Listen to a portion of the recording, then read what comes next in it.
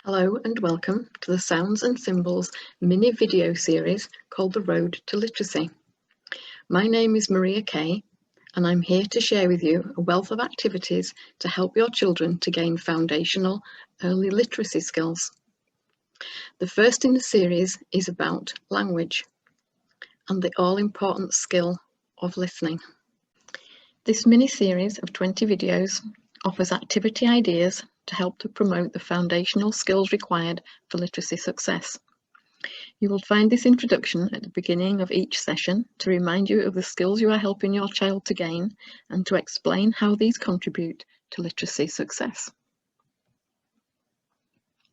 Sounds and Symbols is committed to play-based learning, the belief that the spoken word should come before the written word, Vygotsky's sociocultural theory of cognitive development, that language is the root of culture, that a child's culture is significant to their learning, and that children learn within their community role. That building knowledge upon previous knowledge is how children learn, through holism, bringing together everything that they know, and that children learn through doing. This diagram shows indicators of good literacy. Children learn through experience. This is gained from their environment and their interactions within it. The skills on this diagram are evident in children who are good at literacy. By promoting these skills, it is possible to establish a sound foundation for literacy. Each indicator has been identified through educational research. Children who struggle with literacy are often weak in some of these areas. For a more in-depth explanation of these indicators, please refer to the Literacy Unlocked webinars at www.melsis.co.uk/eduweb. Teaching children through music is a very natural, fun and enjoyable and successful way to learn, and this is especially true of literacy because language and music have a great deal in common. Facility with language and the ability to discriminate and to manipulate language sounds are the most important precursors to literacy success. Musical activities offer a means of playing with language sounds. By focusing on developing an awareness of language sounds, a secure literacy foundation can be laid. Listening to stories, singing songs, reciting rhymes, and enjoying finger plays and action songs are the bedrock of early literacy learning, as they help children to tune in to language sounds. They also help to create a fun and playful environment in which children can learn to identify, match, and manipulate language sounds. These skills are essential for literacy. This diagram shows the road to literacy. I think maybe my picture is obscuring it, so I'll disappear so you can just see the screen. So on this road to literacy are all the skills, the indicators of good literacy success that we saw on the other diagram. Now, when we try to put these in an order so that we can teach children, we find that actually children don't learn them in a specific order. They bring together what they know and they learn these things at different times. So we have listening at the beginning because that is one of the first skills that children learn. They listen and they learn language through listening. They do this when they're born, it's automatic. So in order to listen, children also need to be able to focus and they pay attention to what it is they want to listen to. Children focus on what is new or novel. Teachers want children to listen in order that the children can learn. So in order to do this, they need to provide activities which are attention grabbing, either through colour, through sound, movement, and which are fun. And they need to ensure that all the children can be involved and can participate. So we're going to look at what is learning. Let's just think about what do we mean by learning. We want children to learn various things. So what we actually mean is we want them to know or to do more than they can do at the moment. And if they know more or can do more, then we can say that they've learnt something. So how do we do this? Well, we need to build upon what a child already knows, ensure that the learning is relevant to the child, and ensure that the tasks we give them are motivational. So if you have a quick look at this diagram, these are all the skills that were and indicators for literacy success that were on the previous diagram. Also at the top, I hope you can see where learning comes from. So it comes from a child's environment and from their social interaction. And they learn through experience and through finding out. We've also got 3 little pictures on here, and these are the things we've just mentioned at the bottom, is how do we create a really good learning environment and ensure that children are learning. The little wall illustrates building on what a child already knows. The pointy finger is it's for you. Ensure the child is trying to learn something that is relevant to them. If they're not interested, they're not wanting to learn. And also we've got a dollar sign here. This is for the adult's motivation, to symbolize motivation. Ensure that the task is motivational. It's fun for a child. So what you want to know now is, okay, where are the activities? What do we have to do? So here they are. So the first activity, and I'll put my screen on here, I think, is called a little mouse. And you start off very quietly and build up suspense. So I have a little mouse. Here's my little mouse. You can talk about mice. Make sure that you ask a child, what is this? What colour is it? Oh, it's got a very long tail. Can they describe a mouse? This is my little finger mouse. So here is the rhyme. Once upon a time, a little mouse lived in a little hole. Quietly, quietly, as can be. And then, one day, all of a sudden, out popped he. So you build the suspense, and they've seen this a few times, so they know this is going to happen. So you'll get them then to listen quite carefully and then wait for the mouse popping out so they can shriek. I think you could possibly make one like this, or if you're like me, not very good at making things, I have a very simple finger mouse here. This is a good one because it fits different finger sizes. You might need to stitch it in place though, because the pieces seem to come out. So you just make a little shape like this. Maybe you can take a photograph of the shape. And then another shape like this one. So the 2 shapes. You can make them out of paper, you can make them out of felt. If you're going to, in fact, don't stick things on. These are sewn on, the eyes are sewn on. Don't have anything that can come off and that a child could choke on. And then you simply fold this piece in half and feed it through, so it's got little ears. Okay, that's the mouse rhyme. Our second rhyme is called Open Shut Them, and I'll show you a little video of this. The next song is a favourite song, and it's called Open Shut Them. So you have to open and close your hands according to the words in the song. There's also a space where it says give a little clap, and you have to clap in the space. Do you want to practice? Give a little clap. Did you do that? Excellent, okay. And then there's another bit where we creep your hands, creep them, creep them, creep them, creep them right up to your, what's this? Chin, okay. See if you can sing that with me at the time. And then open wide your little mouth, because you're creeping your fingers, but do not let them in. You can hide them behind your back. Okay, are we ready to start? Here we go. Have you got your hands tightly closed? Like this. Open, shut them, give a little clap.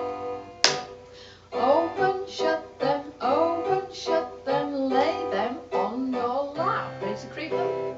Creep them, creep them, creep them, creep them right up to your chin.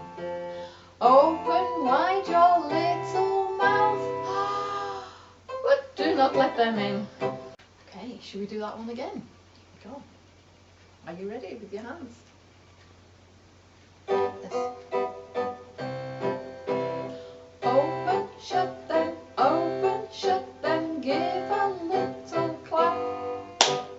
Open, shut them, lay them on your lap. Creep them right up to your chin. Open wide your little mouth, but do not let them in. So I hope you enjoyed that video, and the song played twice.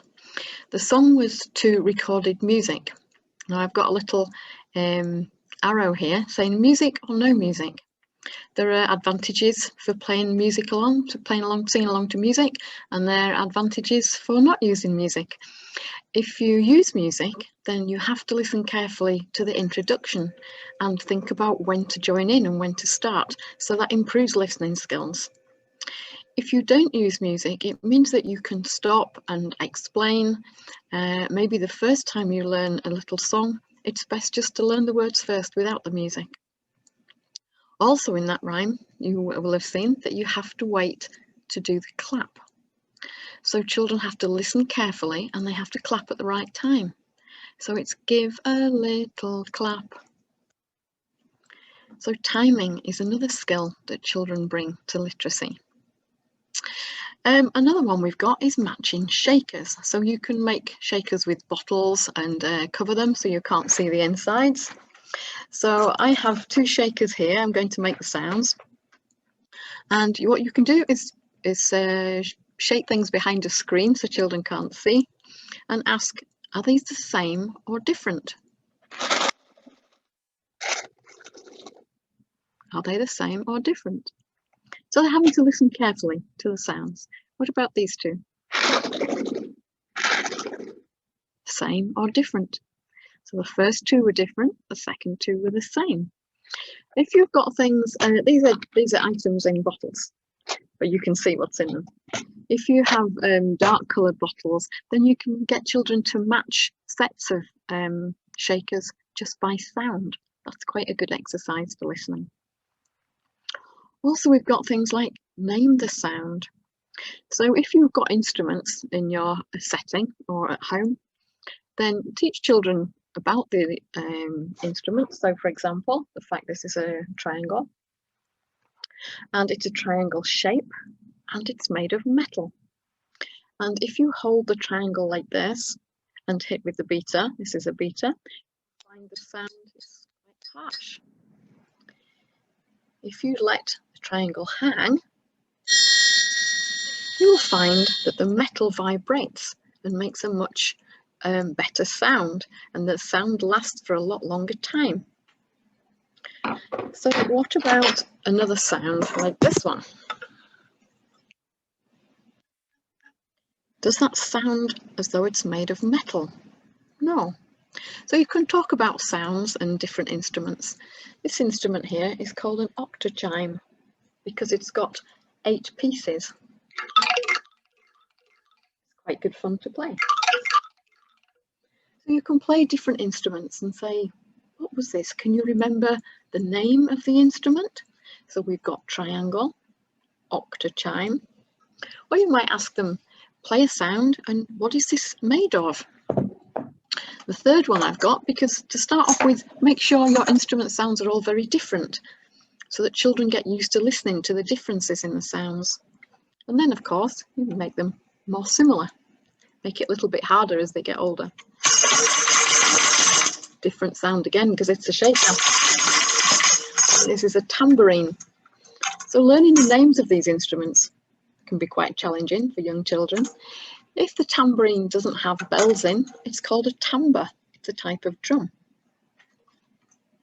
Okay. Another thing you can have is recorded sounds. See if you can tell what this sound is.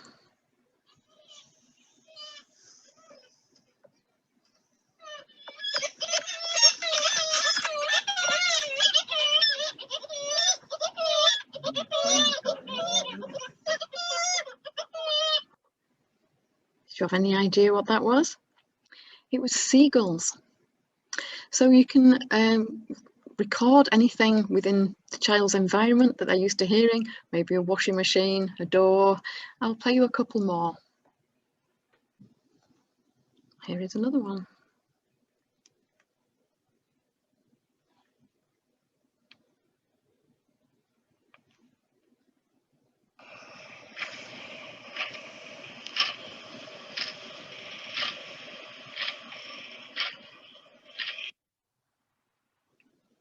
You think what that was?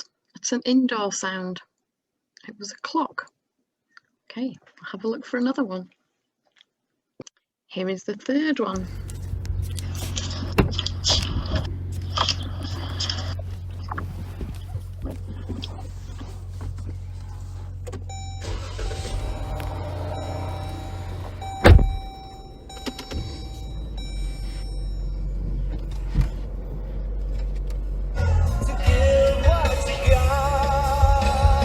Hey, can you decide what was happening there?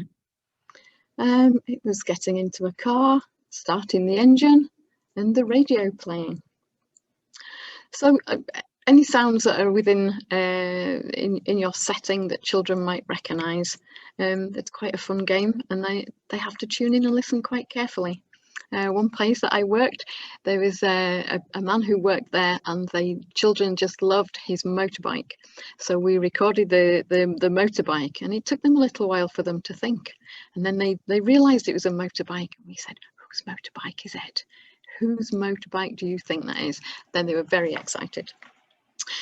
Okay, another thing you can do is clapping rhythms. So I could just go, and children copy the rhythm, and then they take it in turns, copy another rhythm, or another one.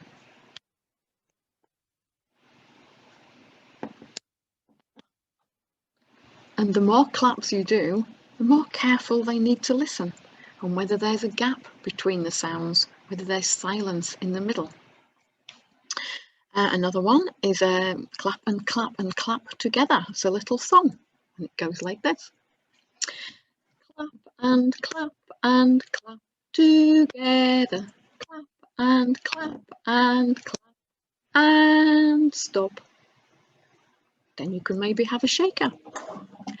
Shake and shake and shake together. Shake and shake and shake and stop. Or you can have movements. You can jump. Jump and jump and jump together. Jump and jump and jump and stop. You get the idea. Another one that's very, very similar is everybody do this. So each child takes it in turns to do a move. They can either jump or shake, touch your head, touch your toes. So for example, it goes like this. Everybody do this, do this, do this. Everybody do this just like me. And you can turn around, clap, stamp your feet, whatever. Okay. So if you're looking at listening skills in the children that you're with, make sure that, think about how do you know that they're listening? How do you make sure that they're listening? What clues do you have? Are they looking at you? Are they taking notice? Can they follow instructions? And note any improvement in listening skills. I'm thinking of literacy because they help literacy skills. So think of how they look at the children that you're with. To what degree do they listen and pay attention? And then do some activities like these and see if you notice a difference. Okay, I hope you do, and I hope you have great fun. That's all for now. Thank you very much for watching. Have a great day, and please join me again for number 2.